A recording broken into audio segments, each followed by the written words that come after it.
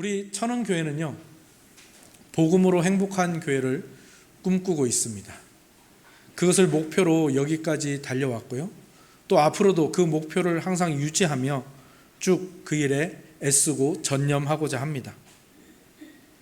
그런데 혹시 이 복음으로 행복한 교회를 만들겠다라는, 복음으로 행복한 교회가 되겠다는 이것이 혹시 천원교회 전체의 바람이 아니고 혹시 사역자들이나 당회나 리더들 이런 일부만의 이야기는 아닌지 그것이 가끔 두려워질 때가 있습니다. 어떻습니까? 여러분들도 우리 천원 공동체가 복음으로 행복한 공동체가 되기를 원하시나요? 네, 아멘. 감사합니다. 네, 아멘이라고 대답하시는 여러분들 표정이 너무 다양해서 해석이 잘 안 되는 것 같습니다. 근데 사실 이 질문은요, 제가 한동안 저에게 계속해서 해왔던 질문이고요. 특히 지난주 내내 저 자신에게 계속해서 퍼부어온 질문입니다.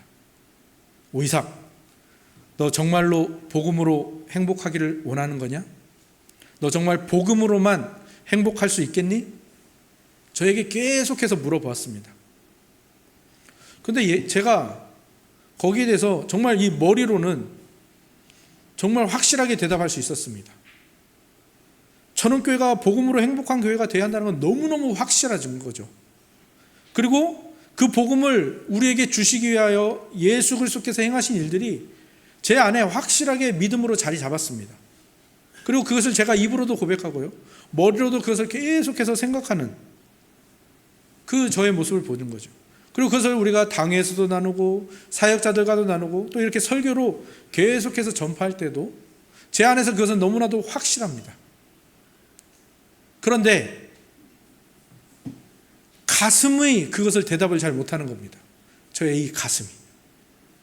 제가 모든 상황 속에서 다 똑같이 대답을 하는 게 아니라 어떤 부분에 있어서는 마치 그 예수 그리스도께서 나에게 행하신 일들, 그 복음이 마치 사실이 아닌 것처럼, 내 현실이 아닌 것처럼 생각하고 말하고 행동할 때가 있다라는 것이죠. 그것이 처음에는 그것이 나의 불신앙인가? 그런 생각이 들기도 했습니다. 근데 또 그것은 아닌 것 같기도 하고. 근데 그것이 시시때때로 저를 찾아오는 것을 느끼게 됩니다. 제가 어쩌다 보니 이 천흥교회 담임을 제가 갑자기 맡게 되었는데요. 처음에는 자신감을 갖고 이렇게 해 나가다가도 갑자기 이 목회를 내가 잘할 수 있을까라는 걱정이 밀려올 때가 있습니다. 그리고 설교도 잘 준비해서 하다가도 이 설교에 굉장히 자신감이 떨어질 때가 있거든요. 사람이니까 어쩔 수 없겠죠. 그런데 그때 그 자신감이 떨어졌을 때, 그때는 제가 마치 복음이 사실이 아닌 것처럼 생각을 하고 있더라고요. 그렇게 막 여기고 있더라고요. 입으로 고백하진 않지만 그럴 때가 있더라는 겁니다. 또 이렇게 막 재정적으로 좀 힘들 때, 그리고 뭔가 더 상황이 나아지지 않을 때, 사람이다 보니까 잘 견디다가도 한 번씩 낙심이 될 때가 있거든요. 근데 그 낙심이 되는 그 순간에 저에게 이 질문을 했을 때 제가 제대로 답을 못하고 있는 것을 발견하게 되더라고요. 그 누군가 저를 속상하게 하고 누군가 저를 힘들게 할 때 분노와 짜증이 딱 치밀어 오르는데, 그래서 막 그 사람을 공격하고 싶은 마음이 들 때, 그때에도 동일하게 복음으로 행복할 수 있니라는 그 질문에 제가 대답을 못하고 있더라고요. 그럴 때마다 저는 그 상황 속에서 그 상황과 저 자신과 모든 것을 전혀 믿음으로 바라보지 않고 있고 전혀 복음적으로 생각하고 있지 않다는 것을 발견하게 되었습니다. 그러면서 다시 저에게 질문하는 거죠. 나는 신앙인인가? 아니면 나는 지금 불신자인가? 이런 질문을 저에게 퍼붓게 되는 거죠. 내가 편할 때, 별일 없을 때, 평상시에, 또 하나님께서 은혜와 용기 주실 때, 이럴 때는 정말 신앙인처럼 행동을 하고 있는데 몇몇 상황 속에서는 전혀 복음을 믿지 않는 것처럼 행동하고 말하고 생각하는 저의 모습을 보면서 이거는 위선이 아닌가, 이것은 이중인격이 아닌가, 그런 생각을 하게 되는 것이죠. 하나님이 나를 사랑하시고 나를 하나님의 아들로 받아주셨는데 그 순간에는 내가 그것을 전혀 귀하게 여기고 있지 않고 전혀 대단하게 여기지 않고 있다는 것을 발견하게 되면서 다시 한번 이 복음이 무엇인지, 복음으로 행복한 것이 무엇인지를 다시 한번 되짚어 보게 된 것이죠. 아마도 이 이야기는요, 저만의 이야기는 아닐 겁니다. 그죠? 여러분들도 성경의 모든 약속, 하나님의 신실하신가 나를 사랑하신다라는 것을 믿고 고백을 하는데 어느덧 현실에서는 그것을 믿지 않는 것처럼 행동하는 그 행동들을 한두 번씩은 경험해 보셨을 것이고, 아니 더 많이 경험해 보셨을 수도 있을 것이고, 그럴 때마다 신앙이 공허해지고 심령이 허탈해지는 그 경험들을 여러분들도 한 번 이상 해 보셨으리라 생각이 됩니다. 오늘 우리가 구역 설문을 하지 않습니까? 구역 설문을 작성하는데 제가 그 몇 년간 이 설문을 작성하고 그 통계를 낸 것들을 보니까 거기에 신앙의 고민을 쓰는 그 부분인데 거기에 정말 공통적으로 정말 많이 나오는 말이 뭐냐면 이겁니다. 표현은 다르지만 다 하나를 가리켰죠. 말씀대로 살지 못한다. 삶과 신앙이 분리되어 있다. 실제적이고 실천적인 신앙인으로 살지 못한다. 머리로만 이해하고 끝낸다. 말씀과 현실 사이에 간극이 있다. 삶과 신앙이 괴리되어 있다. 삶과 신앙이 별개인 것 같다. 표현은 조금씩 다 다른데 많은 분들이 바로 이 부분을 가지고 고민을 한다는 것, 그것이 천흥교회의 공통적인 고민이라는 것을 우리는 알 수가 있는 것이죠. 그러면 우리는 왜 이러한 삶과 신앙의 괴리, 때때로 불신앙처럼 보이는 이 행동들을 하는지, 이것이 어떻게 우리를 찾아오는지 오늘 본문을 통해서 함께 이것을 살펴가려고 합니다. 세 가지 단계를 거쳐서 한번 살펴보려고 합니다. 첫 번째는 이 신앙과 삶의 분리가 어떤 경로로 우리를 찾아오는지를 한번 살펴보겠고요. 두 번째로는 그렇게 찾아온 신앙과 삶의 이 분리되는 이 모습이 우리에게 어떤 결과를 만들어내는지를 두 번째로 살펴보겠습니다. 그리고 마지막 세 번째로는 어떻게 그러면 다시 이 신앙을 삶으로 살아낼 수 있는지, 이 분리를 다시 통합할 수 있는지, 거기에 대해서 마지막으로 살펴보고 나누도록 하겠습니다.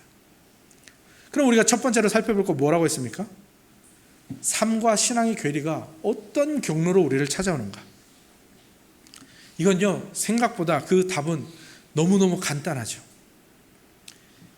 마귀가 어떤 식으로 역사하는가 하면 성경이 약속하고 있는 것들, 하나님이 우리에게 이미 주신 것들을 우리 신앙의 눈으로 보지 못하게 싹 가려버리는 겁니다. 성경이 우리에게 약속하고 있는 게 뭡니까? 오늘 본문을 보면 성경은 우리가 놀라운 신분과 지위를 받았다라고 말합니다. 그것을 오늘 본문에서 뭐라고 표현하냐면 아브라함의 자손이라고 표현을 하고 있습니다. 우리는 아브라함의 자손이라는 놀라운 신분과 지위를 받았습니다. 이 아브라함의 자손이라는 건요, 이 당시 유대인들에게는요, 이 당시뿐만 아니라 구약시대 때부터도 마찬가지죠. 이 유대인들에게는요, 아브라함의 자손이라는 것은 너무 큰 그리고 위대한 명예와 지위였습니다. 유대인에게는요, 인간이 누릴 수 있는 최고의 지위가 아브라함의 자손이라는 것입니다. 왜냐하면 그들의 조상이기도 했는데 그들의 조상 아브라함이 하나님께 정말 전적으로 사랑받았고 믿음의 조상으로 세워졌고 또 복의 근원으로 하나님이 세우셨기 때문에 그 복의 근원이 된 이 아브라함으로 인하여 그들이 축복을 받고 있기 때문에 그 아브라함의 자손이라는 것이 그들에게 어마어마한 긍지와 어마어마한 그 자존감을 주는 거죠. 그래서 그들에게는 이것이 큰 명예와 지위였던 거죠. 그런데 어떻습니까? 여러분들이 아브라함의 자손이라는 것, 여러분들이 아브라함의 자손이 되었다는 것, 여러분에게 그렇게 큰 감동과 감흥으로 다가오시나요? 아마 전혀 그렇지 않다라는 것을 느끼실 겁니다. 예를 들어서 제가 천흥교회에서는요, 이 굉장히 담임 목사로서 극진한 대접을 받고 있습니다. 정말 저보다 나이도 연배도 많으신 분들이 먼저 목사님 하면서 막 반가워해 주시고 인사해 주시고, 특히 노인대학에서는요, 저 보면 엄청 반갑게 인사를 해 주셔서 제가 막 노인대학 할 때마다 기쁘거든요. 그 막 뭔가 진짜 대접을 받는 것 같아요. 지난달에는 막 생일상도 거하게 차려주시고 또 직접 재배한 작물, 직접 만드신 것들 가져다 주셔서 저희 가정이 아주 풍족하게 잘 대접을 받고 먹고 있습니다. 뿐만 아니라 여러 가지 생필품들, 또 막 제가 커피를 좋아하니까 커피도 자주 사주시고 또 식사도 대접도 굉장히 막 많이 해주시고 제가 정말 황송할 정도로 대접을 받거든요. 이게 천은교회 안에서 그런 거죠. 제가 요즘 다시 운동을 시작했는데 제가 동네 헬스장에 가면은 저는 어떤 대접을 받을까요? 네, 동네 헬스장에서는요, 저는 그냥 살을 빼러 온 뚱뚱한 동네 아저씨, 그 이상도 그 이하도 아닙니다. 그죠? 그저 그냥 내가 하는 운동기구에서 빨리 좀 비켜줬으면 좋겠다. 저는 그 정도 대접밖에 거기서 못 받는 거죠. 제가 무슨 말씀을 드리고자 하는지 아시겠습니까? 우리가 하나님께 아브라함의 자손으로 대접을 받는다라는 것, 하나님이 우리를 그렇게 대우해 주신다는 것이 우리의 삶에서, 우리의 일상에서 그렇게 귀하게 여겨지지 않는다라는 겁니다. 그리고 그게 너무 자연스러워졌죠. 마귀가 얼마나 일을 잘했는지를 보여주는 거죠. 우리는 그 아브라함의 자손이 되었다라는 거, 이거보다 뭐가 더 좋습니까? 네, 좋은 학벌, 좋은 대학에 들어가고 좋은 직장에 들어가고 또 집도 자가로 잘 사고 재력도 좀 있고 어느 정도 사회적 지위도 받고 자녀도 잘 되고 노후도 안정되고 이런 것들을 훨씬 더 원하고 있죠. 아브라함의 자손, 사회적 지위, 가치가 어디에 있습니까? 이 사회적 지위가 훨씬 무거운 거죠. 마귀가 일을 얼마나 잘했는지. 물론 이 부분이 현대의 우리에게는 더 심해졌고요. 아마 갈라디아 교인들에게는 이게 조금 다르게 적용됐을지도 모릅니다. 하지만 갈라디아 교인들조차도 이 아브라함의 자손이라는 것보다 어디에 가치를 더 두고 있었습니까? 네, 교회 안에서 자기의 입지, 이게 훨씬 더 중요했습니다. 그래서 나는 개바파다, 나는 바울파다, 나는 바나바파다. 아, 너네 다 틀렸어. 나는 그리스도파야. 교회 안에서 자기의 입지가 훨씬 더 중요한 거죠. 그리고 그 안에서 내가 몇 명을 할례 받겠는지 알아? 이거가 훨씬 더 중요한 겁니다. 마귀는요, 우리의 삶과 신앙을 분리하기 위해서 크게 노력하지 않습니다. 뭐만 하면 됩니까? 네, 영적인 눈을 살짝 가리고요, 눈앞에 있는 것들 그거 확대해서 보여주기만 하면 우리는 금방 넘어갑니다. 성경이 또 우리에게 약속하고 있는 것이 있습니다. 그것은 복입니다. 아브라함이 하나님께 복을 받았습니다. 그리고 아브라함이 받은 복을 우리도 이미 받았습니다. 아브라함이 받은 복이 뭡니까?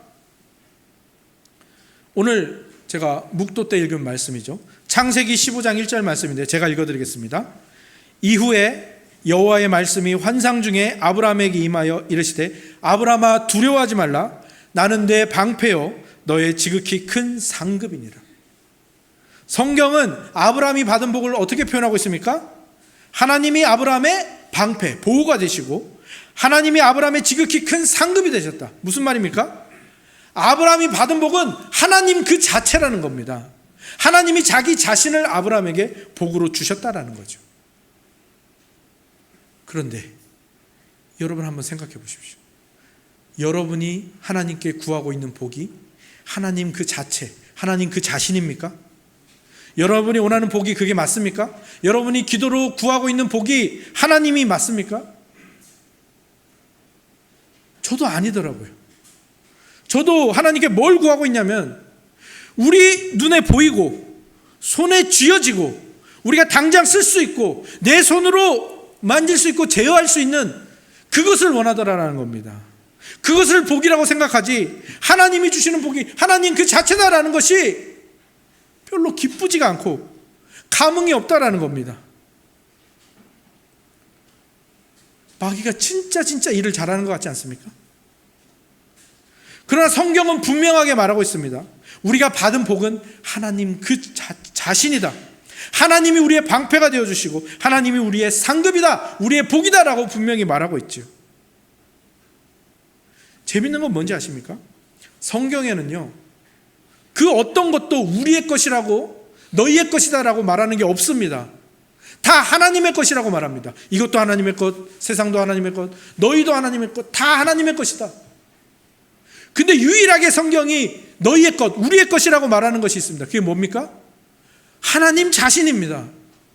나는 너희의 하나님이 되고 이것이 너희가 받은 복의 정체이다 라고 말하는 거죠. 이것이 성경이 말하는 복입니다. 하나님이 여러분의 복입니다. 아멘이신가요? 아니면 주님 그거 말고요, 손에 잡히는 걸 주셔야죠. 손에 잡히는 걸. 현찰이 최고 아닙니까? 예수님이 광야에서 시험 받으실 때도 동일한 시험을 받으셨습니다. 마귀가 그렇게 시험하지 않았습니까? 현실에 필요한 거, 지금 당장 필요한 거, 눈에 보이는 거, 돌로 떡을 만들어서 먹어라. 이게 항상 우리를 찾아오는 시험이니까 예수님이 대표로 거기서 당해서 어떻게 그것을 처리해야 되는지를 보여주신 것 아닙니까? 예수님이 어떻게 대응하시죠? 사람이 떡으로만 사는 것이 아니라 하나님의 입에서 나오는 말씀으로 사는 것이다. 하나님이 우리의 복이라는 거죠. 하나님의 입에서 나오는 말씀, 예수 그리스도가 우리의 복이라는 겁니다. 사실 하나님이요, 제일 쉽게 하실 수 있는 거, 제일 간단하게 하실 수 있는 거는 떡을 주는 겁니다. 돌로 떡을 만들어주는 게 제일 쉽습니다. 우리에게 손에 쥐어지는 돈으로, 재물로 주는 게 하나님이 하시기에 훨씬 더 간단하고 훨씬 더 심플하고 쉬운 겁니다. 근데 하나님은 그렇게 하지 않으신다고요. 현실의 문제를 당장 해결해 주시는 것으로 우리를 사랑하는 걸 표현하지 않으십니다. 왜요? 그건요, 진짜 험한 말로 말하면 먹고 떨어져라라는 거거든요. 그리고 그렇게 문제를 해결해 주잖아요. 사람은 그것 때문에 망합니다. 어떤 학자가 이런 얘기를 하더라고요.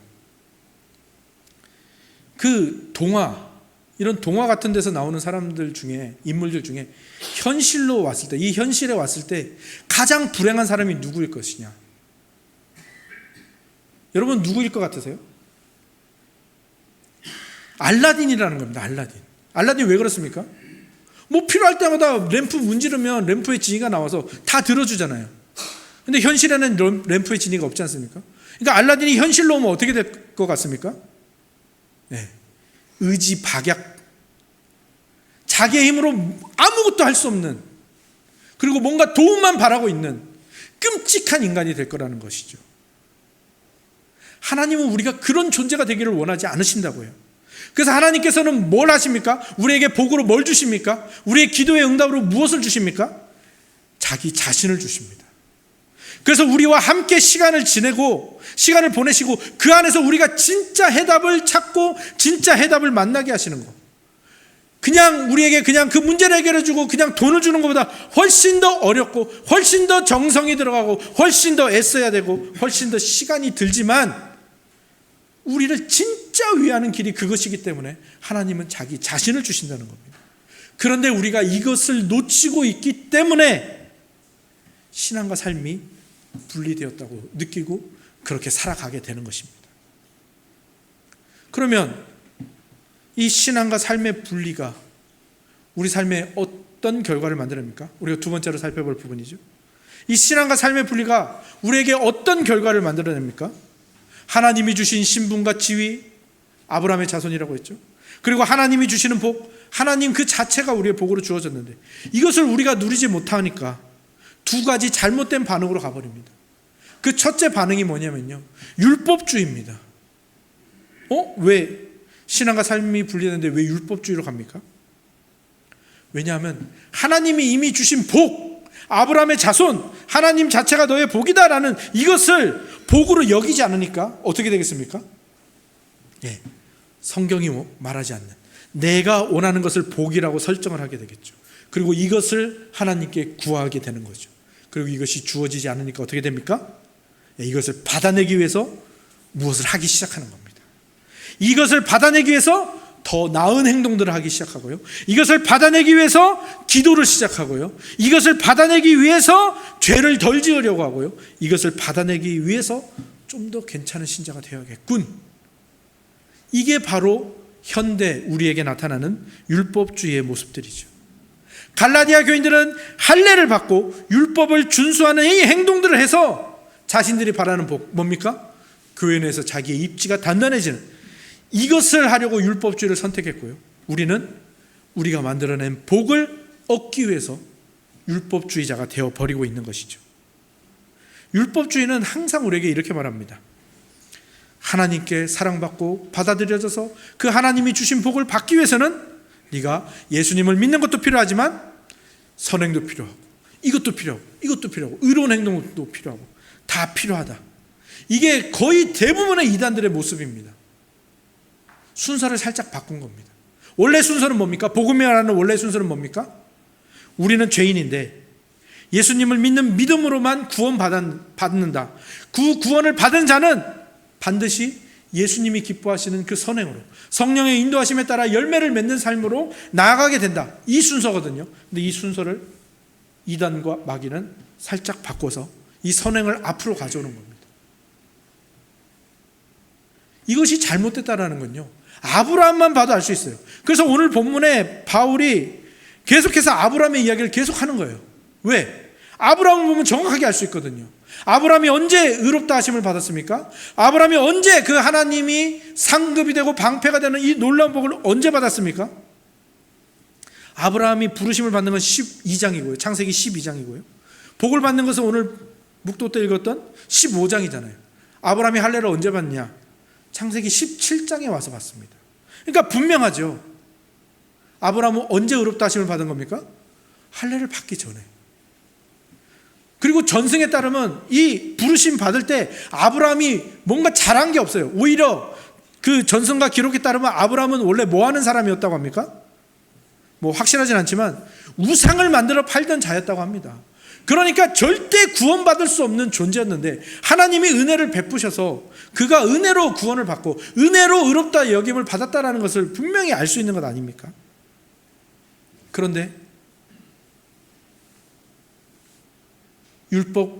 삶과 신앙이 분리되어 버린 이 사람은 다시 율법주의로 돌아가는 겁니다. 아브라함 한 사람만 봐도 말도 안 되는 그 율법주의로 자기도 모른 채 거기에 돌아가서 그것을 받아내기 위해서 힘쓰고 애쓰는 헛된 삶을 살아가게 되는 거죠. 신앙과 삶의 분리가 가져오는 두 번째 잘못된 결과는 무엇이냐면 냉소주의입니다. 냉소주의는 이런 말이 있는지 모르겠는데 냉소적이 되는 겁니다. 신앙에 있어서 냉소적이 되는 거죠. 그냥 항상 차가운 겁니다. 그런데 이 냉소적이 된다는 건요, 사실 이 신앙과 삶의 분리가 가져오는 결과일 뿐만 아니라 또한 원인이기도 합니다. 무슨 말인가 하면 신앙과 삶이 분리되었기 때문에 냉소적이 되기도 하지만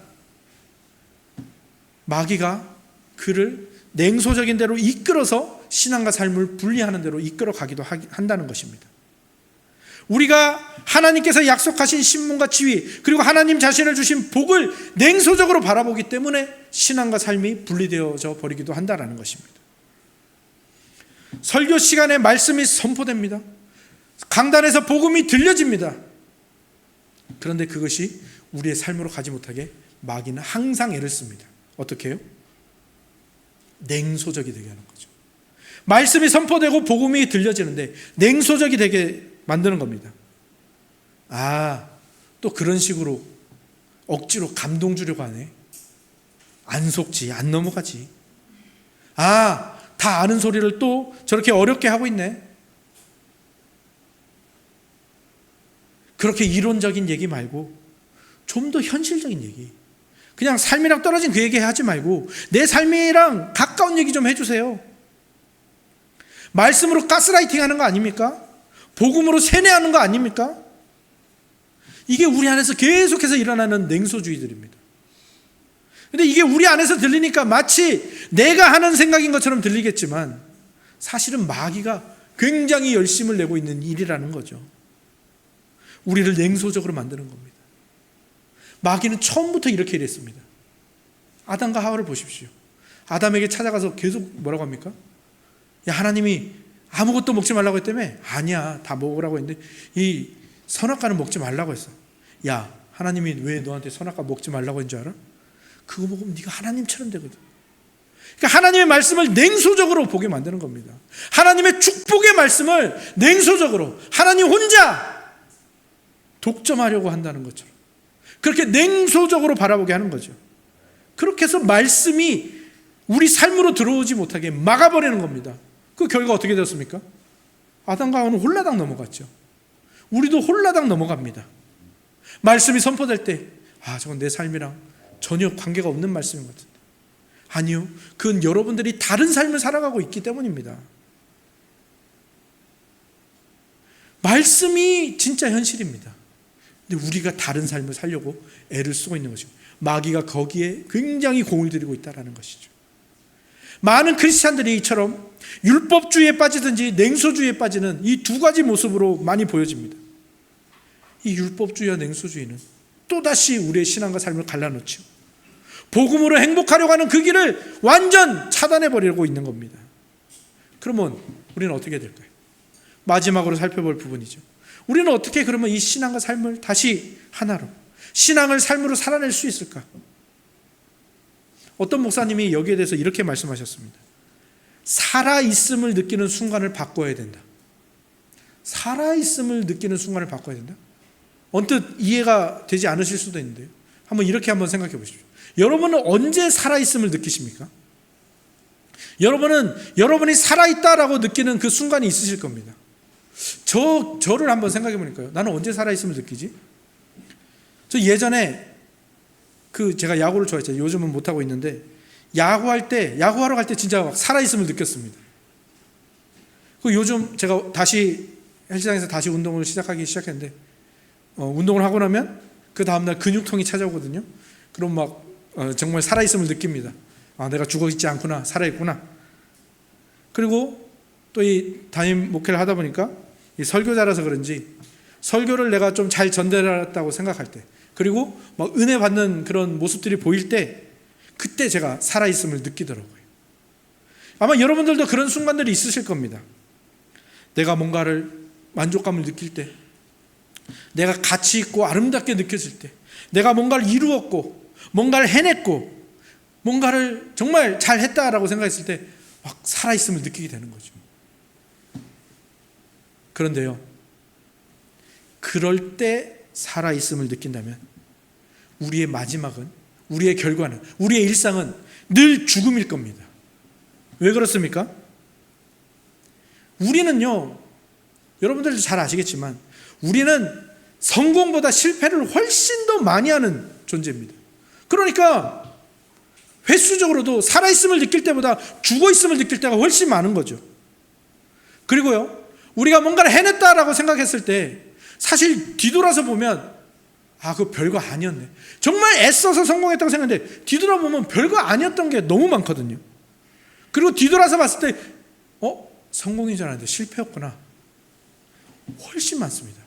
그리고 무엇보다도요, 그 무엇보다도 우리가 항상 죽어있음을 느낄 수밖에 없는 이유는 항상 나보다 잘하는 사람이 나타나고요, 항상 나보다 잘난 사람이 나타난다라는 겁니다.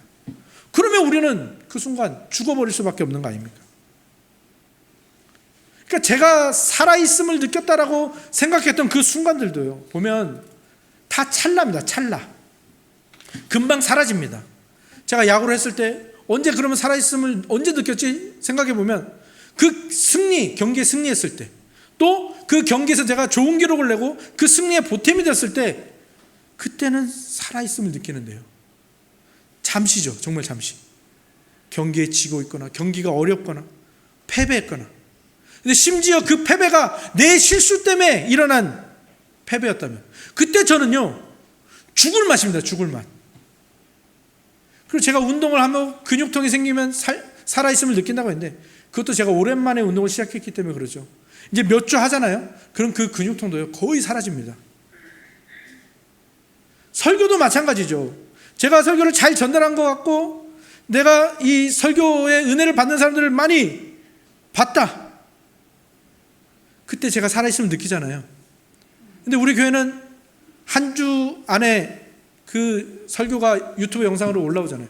그 유튜브 영상을 제가 보거든요. 보면 얼마나 제 단점들만 보이는지, 얼마나 부끄러운지 모릅니다. 그리고 몇 년 전에 제가 그때 참 잘 포인트를 잘 잡아서 잘 전했다 하는 그 설교문을 다시 한번 꺼내보면요, 도저히 지금 이 설교문으로 설교 못할 것 같습니다. 그때는 왜 저렇게 해놓고 잘했다고 생각한 거지? 부끄러운 과거가 돼버리는 거예요. 그러니까 우리가 살아있음을 이런 것에서 느끼면 안 된다는 겁니다. 여러분들도 마찬가지입니다. 좋은 학벌, 좋은 직장, 더 많은 급료, 이런 것으로 살아있음을 느끼면 안 됩니다.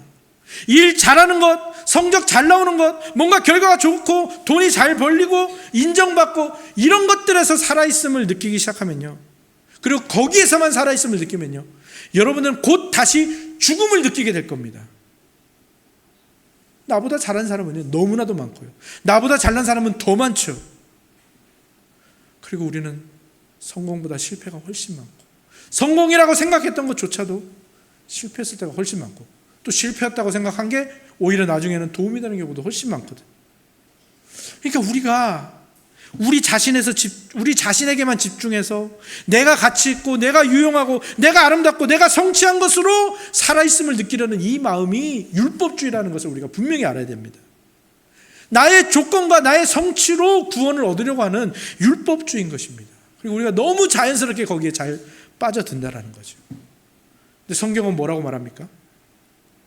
우리의 가치, 우리의 의미는 우리의 행위, 우리에게 달려있지 않다라고 말합니다.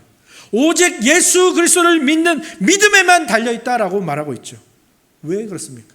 왜 믿음에만 달려있는 겁니까? 왜 예수 그리스도를 믿는 믿음에만 달려있는 거죠? 왜 그것을 오늘 믿음으로 살리라라고 표현하고 있죠? 왜 그것이 살아나가는 겁니까? 왜 그것이 하나님 앞에 살아있는 것입니까? 그 답이 13절에 나와 있습니다. 우리 13절을 같이 한번 읽어보겠습니다. 13절입니다. 함께 읽습니다. 시작. 그리스도께서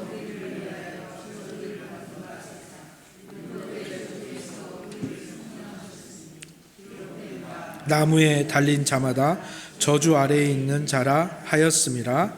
아멘. 여기에서 보면 그리스도께서 우리를 위하여 저주를 받은 바 되사, 너무 문장도 평이할 뿐만 아니라 너무 번역이 의역이 너무 많이 들어간 것 같습니다. 좀 더 이 의미를 살리려면 번역을 어떻게 해야 되냐면 그냥 그리스도께서 우리를 위해 저주가 되셨다라고 번역하는 것이 훨씬 좋습니다. 예수님은요, 우리를 대신해서 벌을 받으신 정도가 아닙니다.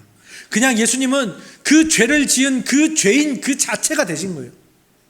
거룩하신 하나님의 눈으로 볼 때 그렇게 된 거라는 겁니다. 예수님이 십자가에 달리셨을 때 하나님의 눈에는 그냥 내 아들인데, 내 사랑하는 아들인데 그냥 그 백성들, 불쌍한 백성들을 위해서 잠시 그 죄를 뒤집어 썼구나, 그 잠시 죄를 그냥 자기가 가진 것처럼 그렇게 여기고, 이 정도가 아니라 하나님이 십자가 예수 그리스도를 볼 때 어떻게 바라보셨냐면 끔찍한 범죄를 저지른 그 죄인으로 바라보셨다라는 겁니다. 그 악랄한 사기꾼, 정말 못된 간음을 한 사람, 장녀, 세리, 사기꾼, 강도, 연쇄살인마, 끔찍한 범죄를 저지른 그 죄인으로 보셨다는 것이고, 예수님은 그 죄인이 되셨다라는 겁니다. 그래서 어떻게 되는 겁니까? 그분이 그런 존재가 되셨기 때문에 그렇게 하나님 앞에서 진짜 그 죄의 결과로 죽으시는 겁니다. 그리고 그때에 우리가 하나님 앞에서 살아있게 되는 겁니다. 그러니까 우리가 살아있음을 느껴야 되는 포인트는 어디입니까? 바로 여기입니다. 우리가 살아있음을 다른 데서 느끼는 거, 그거는 잠시 놔두시고요, 우리가 살아있음을 느껴야 되는 이 포인트는 어디입니까? 예수님이 나의 죄 때문에 죄인이 되셨다, 그래서 내가 살아났다 하는 바로 이 포인트인 겁니다. 여기에 살아있음을 느껴야 우리는 영원한 살아있음을 느끼게 되는 겁니다.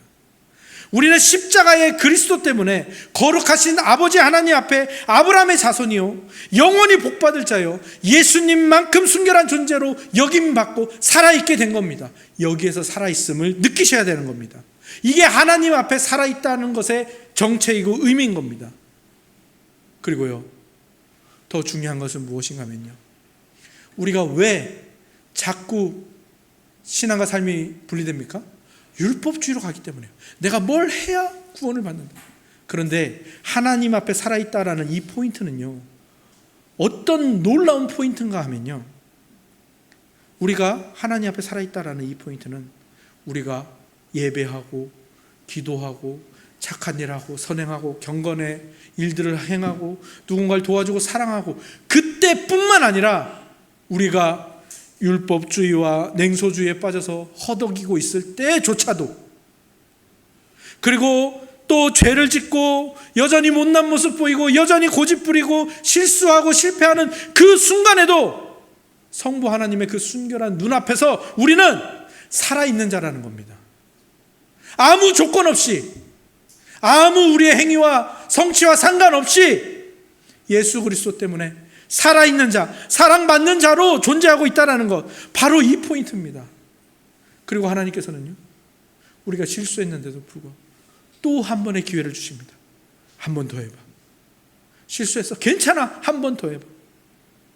바로 이 사실에서 살아있음을 느끼는 것, 바로 이 포인트에서 살아있음을 느끼는 것, 여기에서 복음으로 행복한 것이 출발하는 겁니다. 복음으로 행복한 것은 바로 여기에 있는 겁니다. 사실 신앙인은요, 결코 불행할 수 없습니다. 불행할 수 없는, 불행이 불가능한 존재입니다. 그럼에도 불구하고 우리가 불행을 느끼는 이유는 무엇입니까? 우리에게 약속되고 우리에게 이미 주어진 신분, 지위, 복, 뭡니까?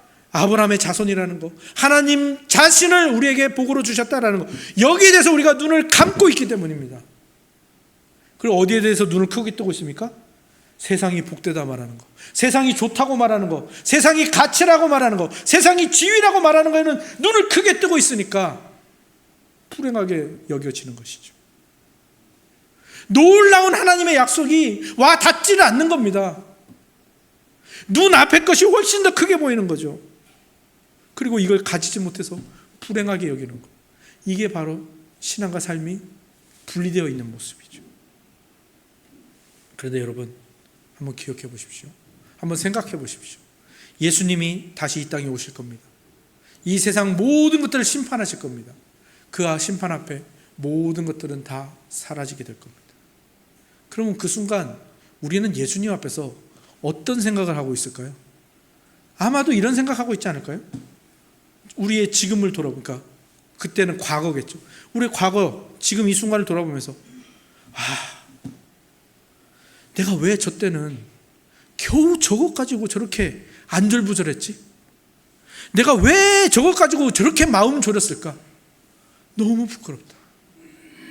또 내가 그때는 왜 그것 가지고 그렇게 우쭐했을까? 그게 뭐라고 거기에서 살아있음을 느끼며 거기에서 왜 우쭐하고 있었을까? 너무 부끄럽다. 지금 와서 돌아보니까 아무것도 아니었구나.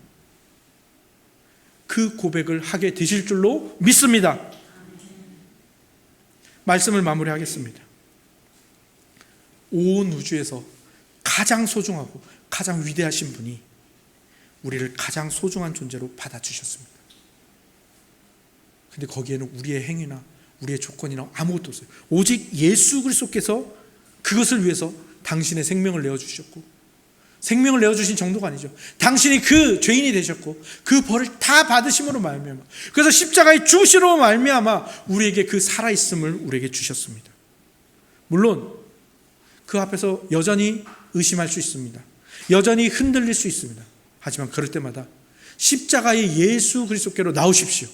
그리고 그분을 바라보십시오. 영적인 눈을 떠서 그분이 우리에게 주신 그 복들을 바라보시기 바랍니다.